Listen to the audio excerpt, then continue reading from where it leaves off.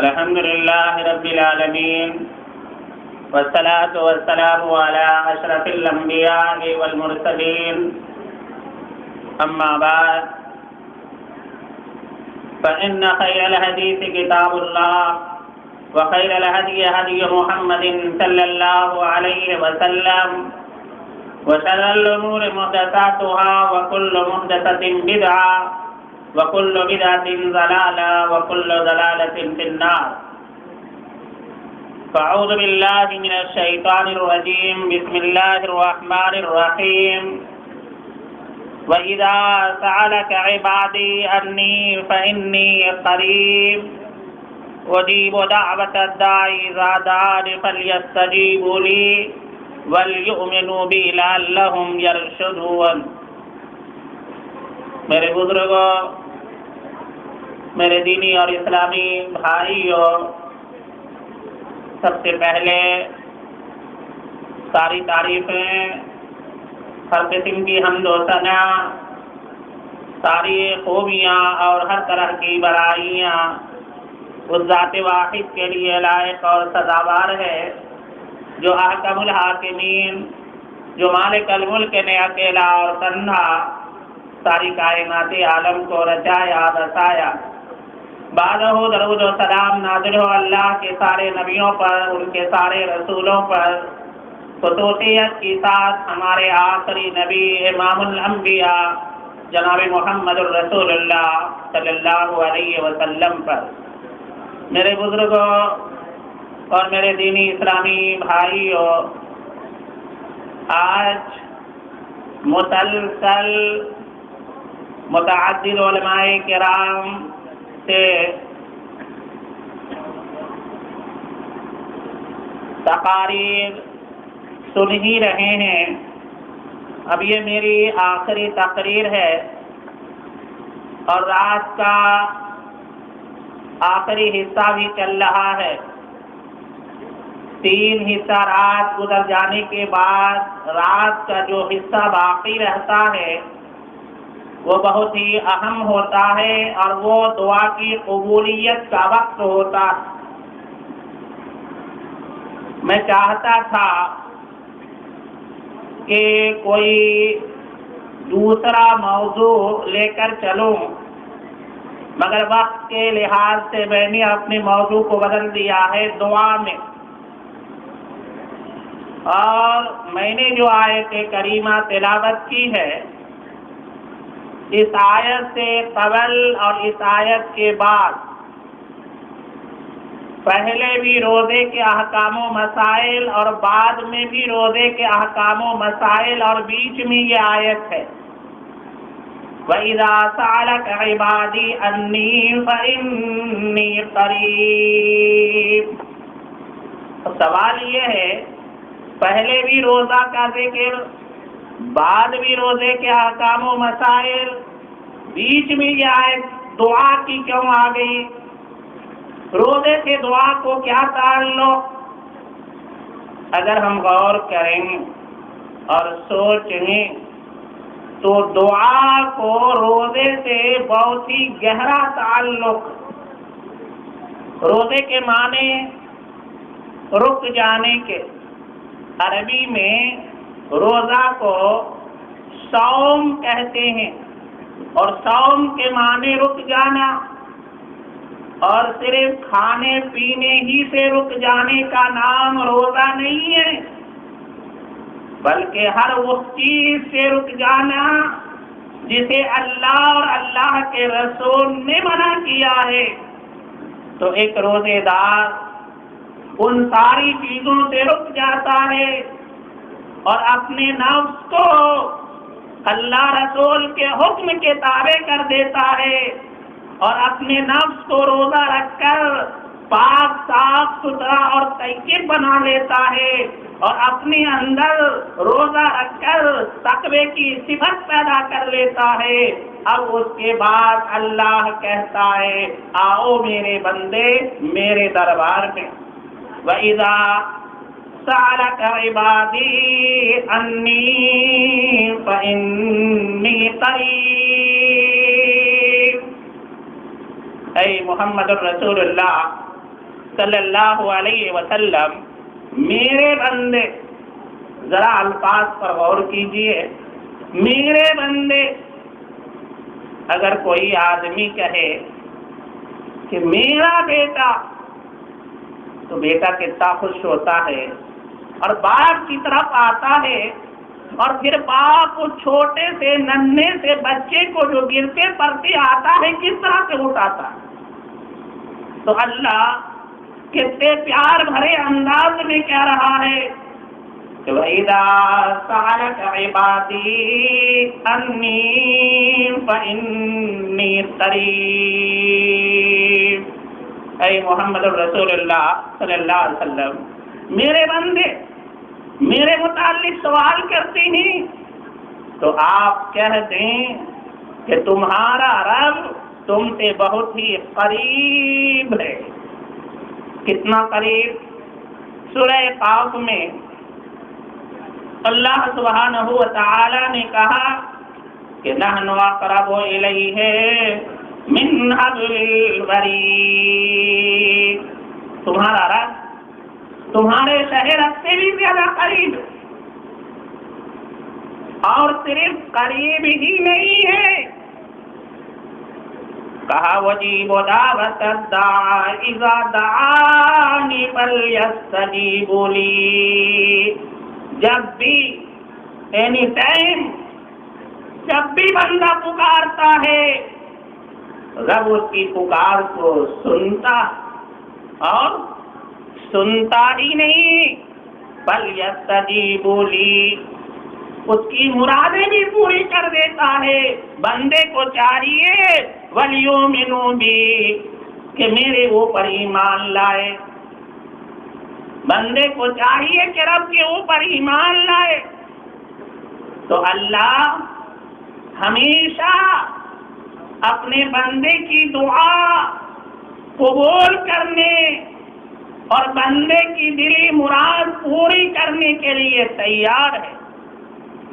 آپ کو اشارتاً بتاتا ہوں، وقت کی بڑی قدر کرنی چاہیے، اور وقت ابھی بہت ہی اہم ہے۔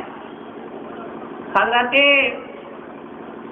مریم علیہ السلام حضرت زکریا علیہ السلام کی کفالت میں ہے، یعنی مریم ابھی چھوٹی ہے اور زکریا علیہ السلام اس کی پرورش کر رہے ہیں۔ ایک دفعہ ایسا ہوا کہ وَكَفَّلَهَا زکریا کی کفالت میں مریم ہے۔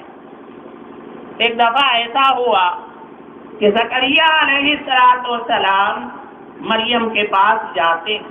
قرآن کہتا ہے سورہ آل عمران کے اندر کہ كُلَّمَا دَخَلَ عَلَيْهَا زَكَرِيَّا الْمِحْرَابَ وَجَدَ عِندَهَا رِزْقًا قَالَ يَا مَرْيَمُ أَنَّىٰ لَكِ هَٰذَا قَالَتْ هُوَ مِنْ عِندِ اللَّهِ إِنَّ اللَّهَ يَرْزُقُ مَن يَشَاءُ بِغَيْرِ حِسَابٍ۔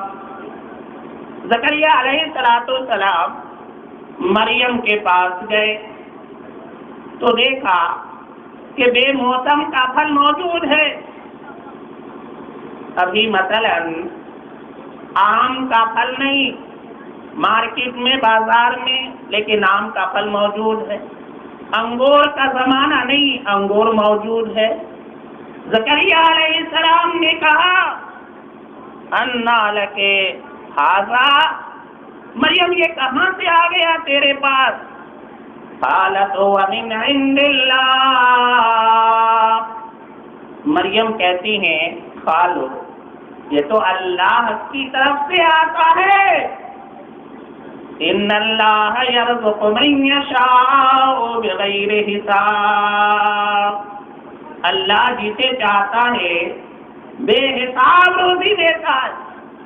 اب زکریا علیہ السلام بہت ہی بوڑھے ہو گئے تھے، کمزور ہو گئے تھے، بیوی بانجھ ہو گئی تھی، بچہ دینے کے قابل نہیں، لیکن دل میں ایک خیال پیدا ہوتا ہے کہ جو عرش والا، جو رب مریم کو بے موسم کا پھل دے سکتا ہے، کیا اس عمر میں اللہ مجھے لڑکا نہیں دے سکتا؟ دعا کرتے هنالک دعا زکریا ربا قال رب هب لي من لدنك ذرية طيبة إنك سميع الدعاء۔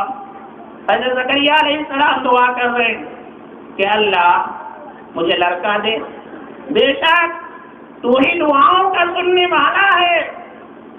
اب سورہ مریم کے اندر زکریا علیہ السلام کی کیفیت کیا تھی، ان کی بیوی کیسی تھی، سورہ مریم میں اللہ تبارک و تعالی ذرا اور واضح طور پر بیان فرماتا ہے۔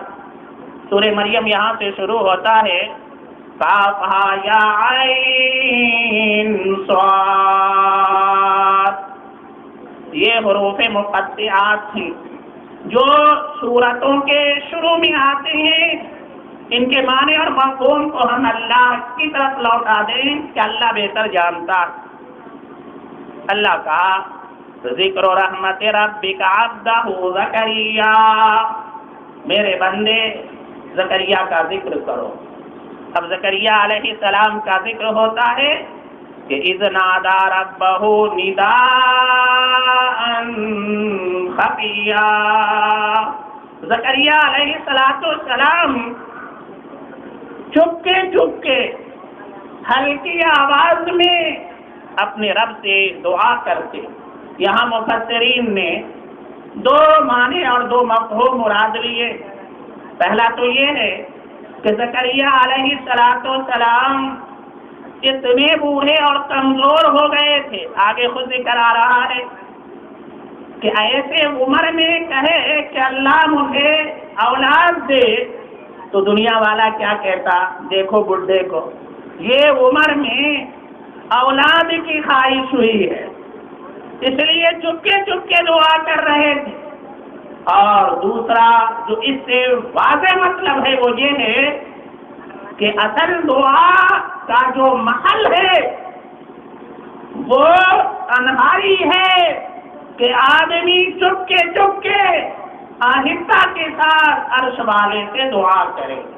تو زکریا علیہ السلام اذ نادى ربه نداء خفیا، چپکے اپنے رب کو پکار رہے تھے اور کہتے کیا تھے، قال رب انی وهن العظم منی واشتعل الرأس شیبا ولم اکن بدعائک رب شقیا۔ اے میرے رب، میری ہڈیاں کمزور ہو گئی ہیں، سر کھڑک اٹھا ہے، یعنی سر میں ایک بال بھی کالا نہ رہا۔ اے میرے رب، میں تجھ سے دعا کرتا ہوں، کیا مجھے ایک لڑکا عطا کر، فَهَبْ لِي مِن لَّدُنكَ وَلِيًّا، مجھے ایک لڑکا عطا کر۔ اللہ تبارک و تعالی نے حضرت زکریا علیہ السلام کی دعا کو قبول کیا اور یحییٰ جیسا لڑکا عطا کر دیا، نام بھی اللہ نے رکھا۔ تو اللہ کہا فَإِذَا سَأَلَكَ عِبَادِي أَنِّي فَإِنِّي قَرِيبٌ۔ اے محمد الرسول اللہ صلی اللہ علیہ وسلم، میرے بندے میرے متعلق سوال کرتے ہیں کہ میرا رب کہاں ہے، تو آپ کہو تمہارا رب تم سے بہت ہی قریب ہے، اور ہر پکارنے والے دعا کرنے والے کی دعا کو سنتا، اور سنتا ہی نہیں اس کی دلی مراد بھی پوری کر دیتا۔ پھر اس کے بعد ایک اور پیغمبر کو آپ دیکھیے، حضرت موسیٰ علیہ السلام مدین سے مصر سے مدین کی طرف جا رہے ہیں، اور مدین پہنچے تو دیکھا دو جوان بچیاں الگ تھلگ ہیں، ان دونوں کی بکریوں کو پانی پلا دیا، اور فسقى لهما ثم تولى الى الظل فقال رب انی لما انزلت الی من خیر فقیر، اور ان درخت کے سائے میں آ گئے اور آنے کے بعد اللہ سے دعا کیا، اے اللہ میں فقیر ہوں، میں کھانے کا محتاج ہوں، اللہ مجھے کھلا پلا دے۔ اب اللہ نے موسیٰ علیہ السلام کی دعا کو سنا اور کیا کیا؟ کھانا بھی دے دیا اور کھانے بنانے والی بھی عطا کر دیا۔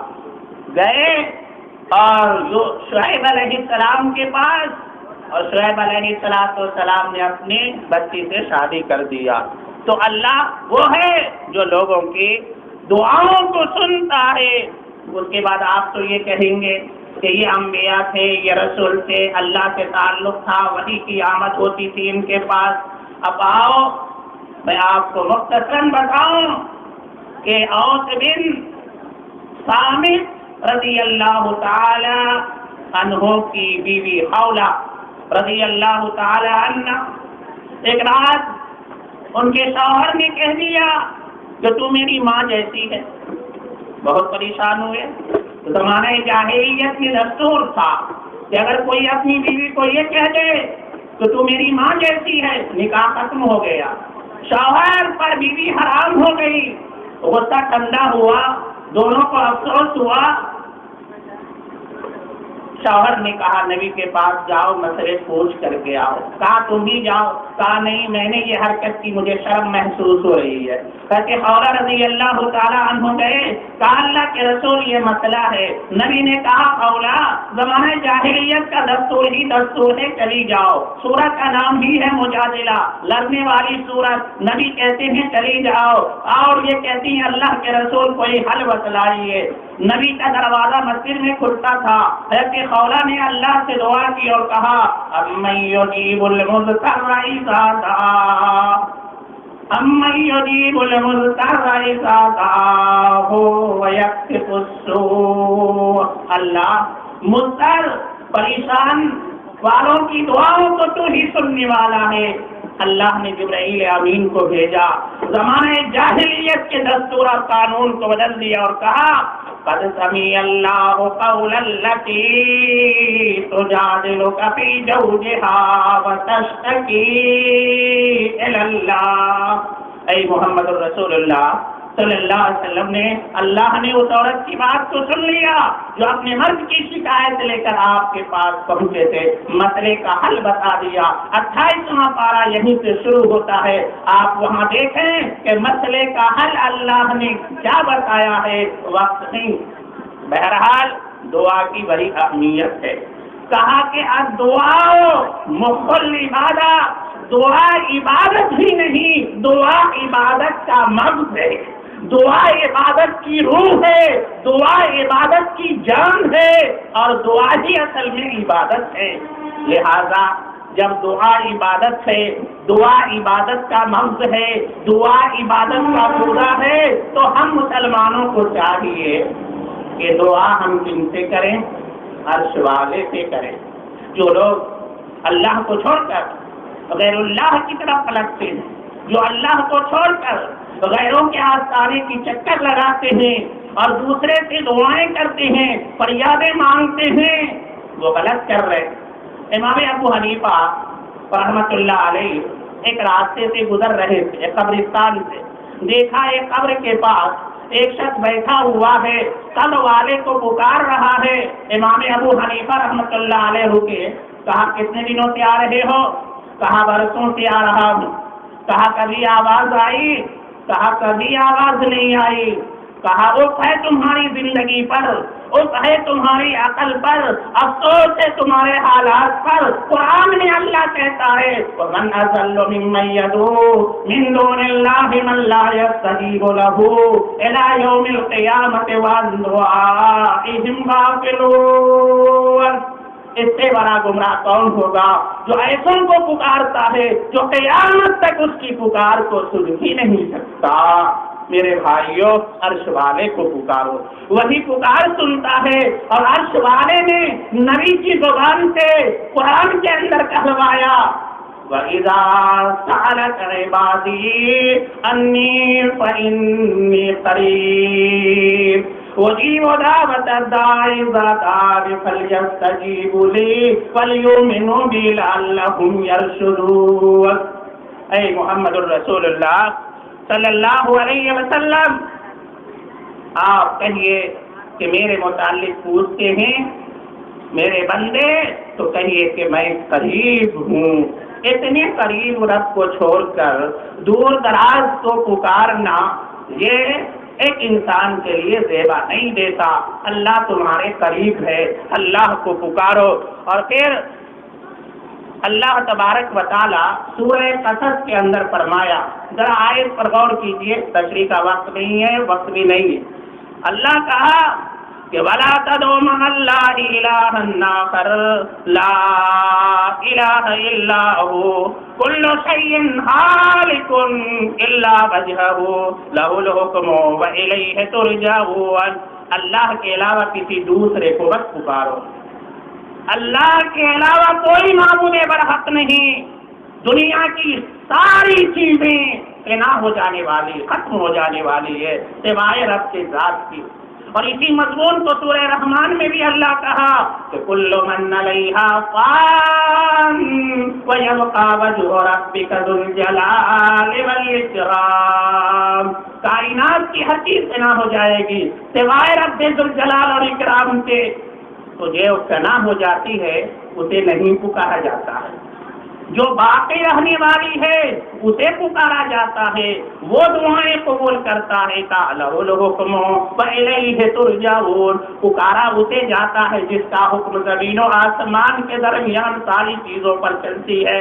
جس کا حکم ہی نہیں چل رہا ہے اس کو کیا پکارو گے؟ جس کی طرف لوٹ کر جانا ہے اسے پکارو۔ اور ایک جگہ تو اللہ صاحب کہا یا ایھا الناس انتم الفقراء الی اللہ، اے دنیا کے لوگوں تم سارے کے سارے فقیر ہو، اللہ غنی ہے۔